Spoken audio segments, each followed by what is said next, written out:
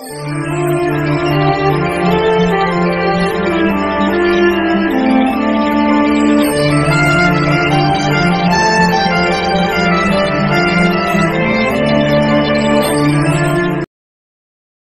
নমঃ শিবায়।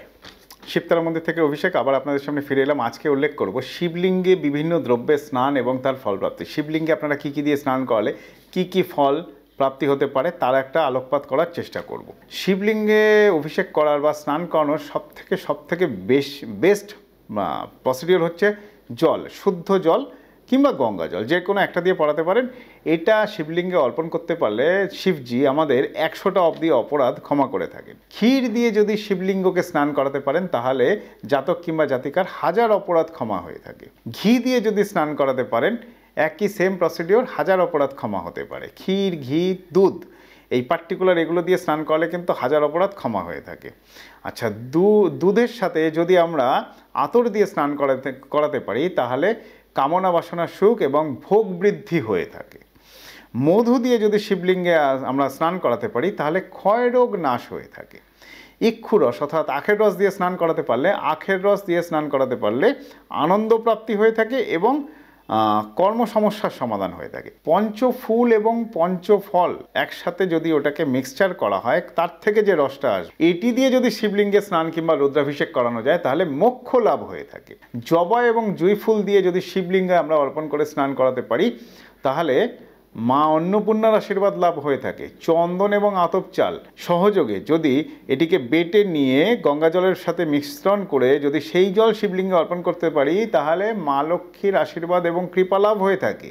করবী ফুল, চন্দন এবং অগুরু তিনটে একসাথে একত্রে মিক্সচার করে ডাস্ট করে গঙ্গা জল মিশিয়ে যদি শিবলিঙ্গকে অর্পণ করা যায় তাহলে রোগ ব্যাধি নাশ হয়। একই সাথে বলবো বাস্তু সমস্যা মিটবে। শিবলিঙ্গে দুধ, দই, ঘি, মধু, অগুরু, চন্দন, সিদ্ধি একসাথে মিক্সচার করে শিবলিঙ্গ এবং শিববাহন নন্দীকে প্রতিনিয়ত, প্রত্যেক সোমবার তো অর্পণ করবেনই, শিবরাত্রিতেও অর্পণ করবেন, প্রতিনিয়ত করতে থাকুন এবং সেখান থেকে যেই জল পড়ছে সেই জল সামান্য নিজের কপালে, আঁখে, চোখে এবং গলায় দিন। প্রতিনিয়ত এই কাজটা করতে থাকলে আপনার বাস্তুদোষ খণ্ডন হবে, রোগমুক্তি হবে এবং সর্বৈব শান্তি হয়ে থাকে। আর এর সাথে বলে থাকি নানাবিধ ফল, বিভিন্ন ধরনের ফল অর্থাৎ ফ্রুট জুস যেটাকে বলছি, সেগুলোকে একসাথে কম্বাইন্ড করে তার সাথে যদি দুধ একটু গুগুল মিশিয়ে শিবলিঙ্গে স্নান করানো হয়ে থাকে সেই জাতক কিংবা জাতিকা ধার্মিক হয়ে থাকে এবং তার স্বর্গবাস হয়ে থাকে। শিবলিঙ্গ সম্পর্কে অনেক তথ্য উপস্থাপন করলাম এয়ারপোর্ট শিবতলা মন্দিরের পক্ষ থেকে। প্রত্যেককে জানাই আপনারা শিবলিঙ্গের আরাধনা করুন, মা তারার আরাধনা করুন। দেখুন, শিবজি, মা তারা দেবতার মধ্যে কোনো বৈরিতা নেই, কোনো বিভেদ নেই। যে কোনো দেবদেবতারই আপনি পূজা করুন না কেন সবই ওই একই ঈশ্বরের উদ্দেশ্যে অর্পণ করা হবে। সো শিবলিঙ্গে অর্পণ করে ডেফিনেটলি আপনারা কিন্তু অনেকগুলো শুভ ফল কিংবা শুভ রেসপন্স পেতে পারেন।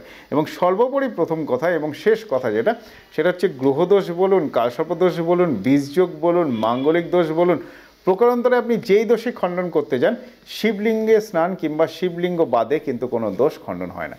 সো যারা মনে করছেন যে এয়ারপোর্ট শিবতলা মন্দিরে একবার আসবেন কিংবা কোনো কাজ করাতে চাইছেন এয়ারপোর্ট শিবতলা মন্দির থেকে কিংবা তারাপীঠ থেকে কিংবা কালীঘাট থেকে, তারা কিন্তু আমার সাথে যোগাযোগ করতে পারেন আমার দেওয়া বুকিং নাম্বারে।